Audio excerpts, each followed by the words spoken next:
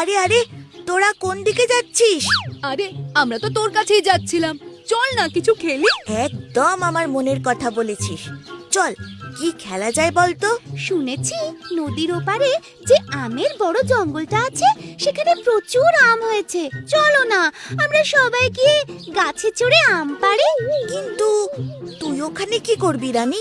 আমরা যখন একটা গোটা গাছের আম শেষ করে দেব, তখনও তুই একটা আম নিয়েই হিমশিম খাবি।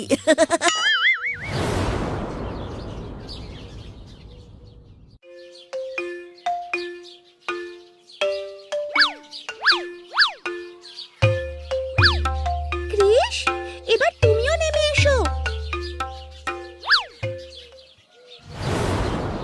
চলো সবাই মিলে আমগুলো খাই। আমি তো আর লোভ সামলাতে পারছি না। কৃষার বলাই চোখের নিমেষে প্রায় 20টা আম খেয়ে ফেলে, কিন্তু রানী তখনও 2টো আম শেষ করতেই হিমশিম খেয়ে যায়। কিরে রানী, তুই এইটুকুতেই হাঁপিয়ে গেলি? তুই আমার সাথে কি প্রতিযোগিতা করবি বলতো? বলাই, রানী ধীরে সুস্থে খাক। আমরা ততক্ষণে পরের গাছটায় যাই খালি করার জন্য।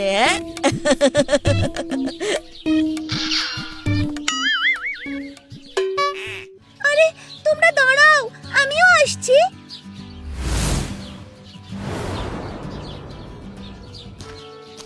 লাল রঙের আম, মা কি সুন্দর দেখতে।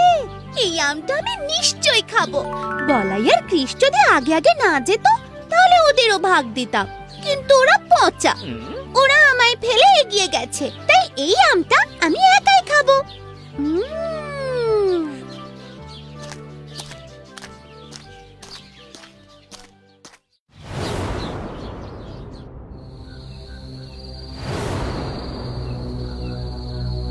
কি ব্যাপার? এই তো পেট ভরে খেয়ে শুলাম, তাহলে আবার এত খিদে পাচ্ছে কেন?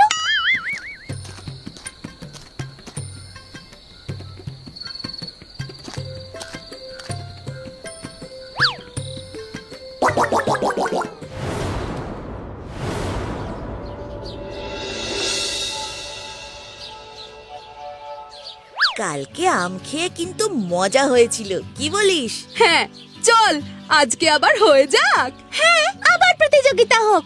আমার কিন্তু খুব খিদে পেয়েছে। খাস তো এই 2টো আম, তার আবার খিদে পেয়েছে।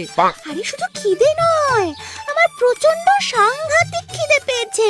চল তাহলে শুরু করা যাক।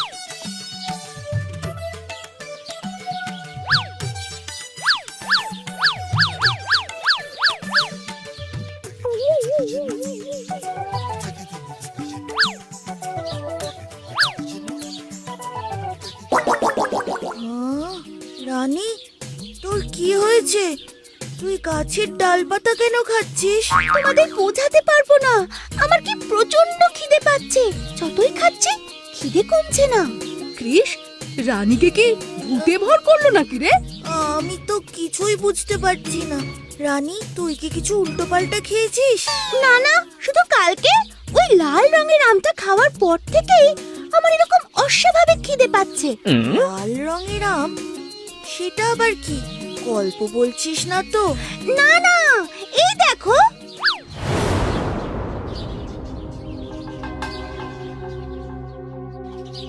বিষয়টা তো আমারও মাথার উপর দিয়ে যাচ্ছে। চল, আমরা গিয়ে বৈদ্যমশাইয়ের সঙ্গে দেখা করি। কিন্তু আমার প্রচন্ড খিদে পাচ্ছে, সেটার কি হবে? কি খাবো আমি?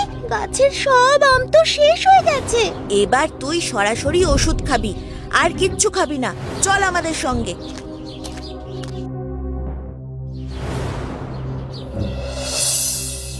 মা রানী, তুমি এই লাল রঙের আমটা কোথায় পেলে মা?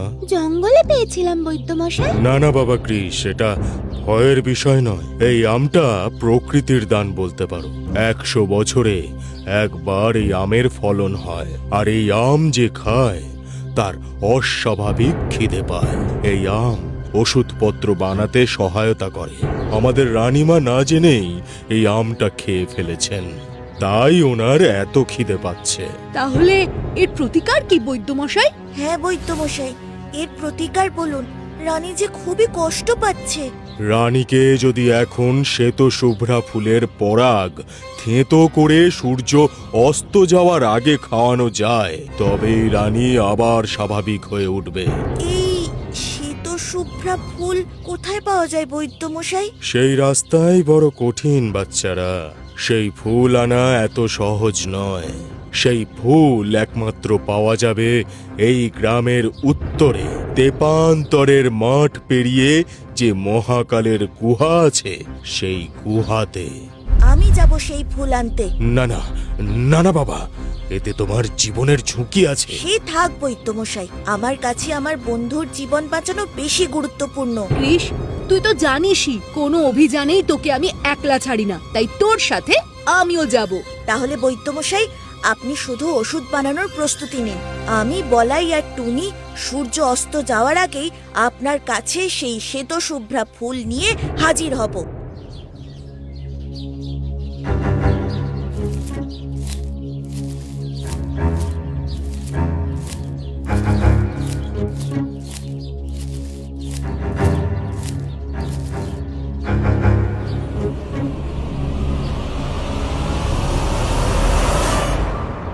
ওই গুহায় ঢোকার তো কোনো রাস্তা নেই, তাহলে আমরা ওই ফুল পাবো কোথায়? আমার যতদূর মনে হয় রাস্তা গুহার মধ্যে নয়, গুহার উপর দিয়ে আছে। এখন উপায়? মানে হলো আমাদের এখন এই গুহার উপরে চড়তে হবে। ওরে বাবা, এটা তো অনেক লম্বা, যদি পা ফসকে পড়ে যায় তাহলে তো মরে যাব। আরে টুনি, সেই ভয়টা তো আমার আর বলাইয়ের পাওয়া উচিত। তুই কেন ভয় পাচ্ছিস বলতো? তোর তো ডানা আছে। না মানে মানে তোদের দুজনের জন্যই আমি ভয় পাচ্ছিলাম আর কি। না না, মজা করে সময় নষ্ট করা যাবে না।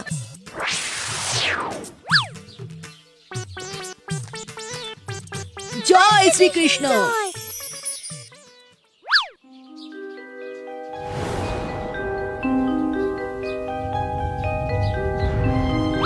কৃষ, আমাদের হাতে আর সময় নেই, সূর্য অর্ধেক ডুবতে বসেছে। চিন্তা করিস না, আমাদের সাথে শ্রীকৃষ্ণ আছে। ওরে বাবা, এই গুহার উপরে সরস্বতীর মূর্তি কি করছে? আরে বাবা, তুমি এখন সরস্বতীর মূর্তি নিয়ে ভাবলে হবে? এখন ফুলটা কোথায় সেটা খোঁজ। তারা বলাই, এক মিনিট। শ্বেত শুভ্রা, শ্বেত শুভ্রা মানে? হ্যাঁ, শ্বেত শুভ্রা মানে তো সরস্বতী। হ্যাঁ, ঠিক ঠিক, সরস্বতী। চল সরস্বতীর মূর্তির কাছে গিয়ে খুঁজি, নিশ্চয়ই ওখানে আমরা ফুলটা পেয়ে যাব।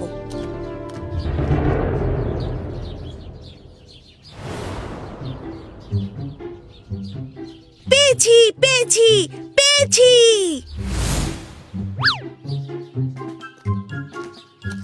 এবার চল তাড়াতাড়ি এই ফুলটা নিয়ে বৈদ্যমশাইয়ের কাছে যেতে হবে, হাতে আর বেশি সময় নেই।